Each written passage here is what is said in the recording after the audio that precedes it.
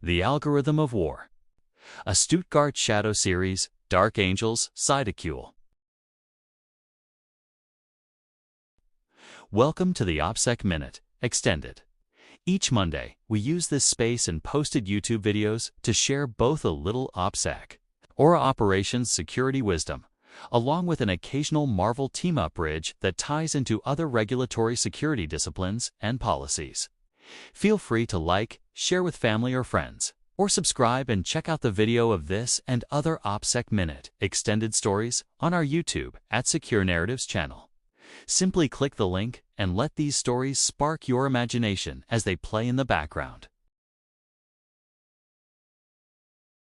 Now, enjoy this week's continuing Shadow series, Secure Narratives. Prologue: The pattern no one wanted to see. Rain swept sideways across the glass facade of USAG Stuttgart headquarters as the last lights burned inside the Security Operations Suite. It was past midnight. The crisis that had started as scattered digital anomalies travel posts, festival check-ins, stray data leaks had become something else entirely. Something orchestrated. And now, something lethal. Jesse Navarro-Kepler leaned over the glowing map table in the operations room.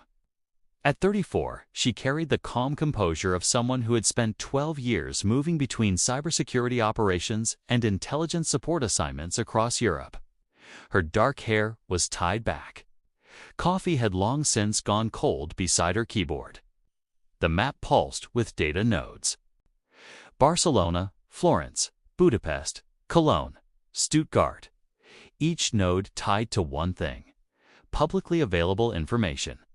Vacation photos, festival travel plans, base event announcements. Tagged locations. Open source, Jesse muttered. But weaponized. Behind her, Mr. James J.B. Brooks, USAG Stuttgart's OPSEC officer, folded his arms. J.B. was 60 if he was a day. Former Army counterintelligence, voice like gravel, and a sense for danger that had never retired. "You remember what I said 2 episodes ago?" he said quietly. Jesse didn't look up. "Which warning?" J.B. tapped the table. That information warfare stopped being theoretical. The map zoomed. An overlay appeared. The algorithm, the one Jesse had been tracing for weeks. The one feeding data into a surveillance network no one officially claimed to control. And tonight, it had just led them to a name, a real one. Act 1. The arrest in Frankfurt. The convoy rolled onto the tarmac at Frankfurt Airport under the cover of a cargo transfer operation. Inside a gray hangar, German federal police stood beside plainclothes investigators. 2 black vans pulled up. Out stepped members of the Stuttgart Army Counterintelligence ACI detachment. Leading them was Special Agent Marcus Hale, age 42, former Marine intelligence officer who had spent the last decade chasing hybrid warfare networks across Eastern Europe. Beside him walked Special Agent Sofia Petrov, 37, Bulgarian-American cyber analyst turned CI operative who could dismantle a darknet infrastructure faster than most hackers could build one. Marcus checked his phone. A secure message from Jesse flashed across the screen. Target confirmed. The suspect was already in custody. A man in his late 30s sat inside the hangar, wrists zip-tied to a metal chair. His passport said, Aliyev, Ravid, Israeli national, data analytics consultant. Marcus studied him. Ravid looked more annoyed than afraid. "Mr. Ravid," Marcus said calmly, "do you know why you're here?" Ravid smirked. "I assume someone overreacted to data science." Sophia slid a tablet across the table. On it, a web of connections. Travel influencers, European festivals, military communities, and an algorithm. One designed to harvest location data from thousands of open posts, then correlate them with military families and installations. Ravid studied the screen, then laughed softly. "You think I built this?" Marcus leaned forward. "We know you deployed it." Ravid's smile faded. "Do you?" Sophia tapped the screen again. Because we traced the command node to a server cluster in Cyprus, registered under a company you founded. Silence. Then Ravid said something unexpected. You're chasing the wrong war. Act 2. Stuttgart reacts. Back in Stuttgart, the emergency security meeting was underway. Inside the garrison command conference room sat nearly every senior protection official on the installation. At the head of the table, Colonel Edward Sanford, the USAG Stuttgart garrison commander. Beside him sat Mr. Alonzo Edwards, the command security manager, reviewing intelligence summaries. Across the table, Command Sergeant Major Christopher Melendez. Mr. Robert Gwinner, Deputy Garrison Commander. Mr. Kyle Curry, the Director of the Directorate of Plans, Training, Mobilization, and Security. Mr. Brian Buckner, Chief of Operations. Mr. Robert Taylor, Protection Chief. Mr. Luke Fralick, Anti-Terrorism Officer. Sergeant First Class Kaylee Schrader, Anti-Terrorism NCOIC, and several others. The room was silent as Jesse presented. This network wasn't random, she said, bringing up the map. It harvested social media data tied to military families traveling across Europe. Photos appeared on screen. Carnivals, summer festivals, beach towns. Then it used predictive modeling, she continued, to identify soft targets. Mr. Andrew Williams, the garrison's S6 Information Systems security manager, frowned. You're saying someone turned Instagram into an intelligence feed? Exactly, Jesse said. J.B. Brooks added quietly, and they didn't hack anything. Colonel Sanford leaned forward. So what's the endgame? Jesse hesitated because the answer was ugly. Escalation. Act 3. The algorithm's real purpose. Back in Frankfurt, the interrogation continued. Marcus Hale slid a photo onto the table. The explosion near Florence. The near-miss incident at the Barcelona festival. The attempted crowd panic in Cologne. These events were tied to your algorithm, Marcus said. Ravid shook his head. No. Sophia frowned. No. Ravid leaned forward. My network identifies movement patterns. Military communities on vacation. Large gatherings where NATO personnel are present. Marcus felt the room shift. Then, who weaponized it? Ravid hesitated. Then said something that froze the room. You did? Marcus stared. Ravid continued. Your allies. Act 4. A disturbing link. Back in Stuttgart, the CI team uploaded new findings. A second server cluster had appeared. One not tied to Ravid. Instead, it routed through a private intelligence contractor operating out of Tel Aviv. The room fell silent. Colonel Sanford looked at Alonzo Edwards. Tell me this isn't what it looks like. Alonzo leaned back slowly. Sir, it might be worse. Jesse zoomed the map. The contractor had been feeding Ravid's predictive model into something else. Something operational. A simulation engine. Designed to forecast the political impact of attacks against NATO. Sensationalized attacks linked to and directed at civilians. J.B. Brooks muttered under his breath. Son of a Colonel Sanford, finished the thought.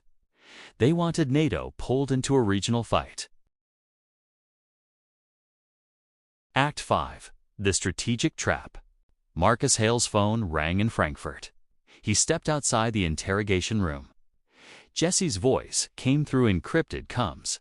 Marcus, we found the buyer. Who? Not a government. Then who? Jesse exhaled. A private intelligence group with ties to a political faction inside Israel. Marcus went still. Motivation, escalation. If NATO citizens were killed in a European attack tied to Iranian proxies, it would force alliance pressure for military retaliation. Marcus swore quietly. Ateli, and they used our own people's travel data to find the targets. Exactly. Act 6. The Operation. The response was swift. German authorities raided apartments in Frankfurt and Berlin. Europol seized servers in Cyprus. 3 operatives were detained, but the masterminds, gone. Marcus returned to Ravid. "You knew this would happen?" Ravid shook his head. "I built a data engine. Someone else turned it into a war trigger." Act 7. The Stuttgart Reflection. 2 days later, the Stuttgart leadership gathered again. The threat had passed, for now, but the implications were chilling. Jesse stood beside J.B. Brooks as Colonel Sanford addressed the group. "This incident started with something simple," the commander said. "Public information, vacation photos, festival announcements, tagged locations." Alonzo Edwards added, "Our adversaries don't always need classified access. They just need patience." Sergeant First Class Kaylee Schrader nodded. "People share their travel plans weeks in advance." Luke Fralick added, "Which means someone can map where large groups of Americans will be." J.B. Brooks leaned forward. "OPSEC isn't about paranoia. It's about awareness." Act 8. The Human Moment. Later that evening, Jesse met her friends at a small cafe in downtown Stuttgart. Her circle had grown over the years. Lena Fischer, German journalist and longtime confidant. Tyler Grant, logistics officer and amateur photographer. Sophie Alvarez, travel blogger, married to a Department of Defense civilian. Tyler raised his glass. To another crisis survived. Jesse smiled tiredly. "You have no idea how close that came," Lena asked quietly. "Will it happen again?" Jesse looked out the window. At the glowing city lights, yes. Epilogue, the cliffhanger. 3 weeks later, inside a secure intelligence facility somewhere in Europe, Jesse and a technician reviewed seized data from the algorithm network. Most of the files were mundane, travel models, festival attendance, predictions. But one file stood out. Project Helios. The technician opened the file. Inside, there was a list. One with hundreds of names. Military personnel, family members, civilian employees. And beside each name, a computer-generated risk probability score. The technician whispered, "Oh no," 'cause the algorithm hadn't just mapped travel patterns, it had mapped people.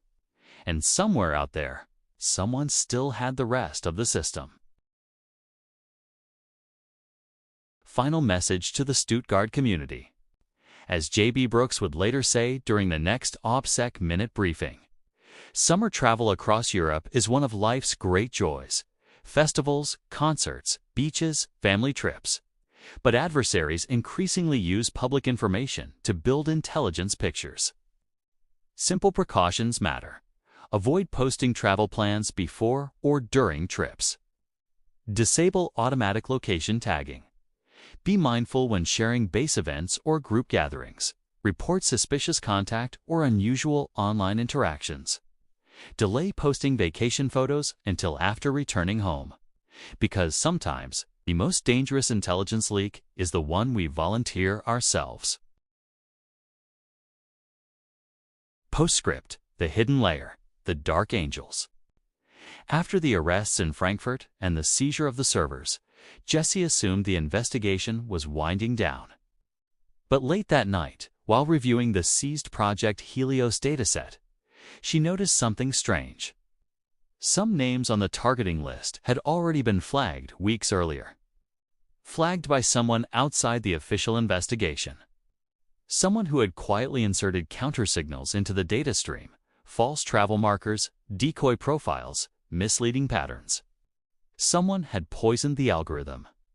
And that interference had prevented multiple attacks from succeeding. Jesse stared at the code signature. It wasn't military. It wasn't German federal police. It wasn't NATO cyber. It was something older.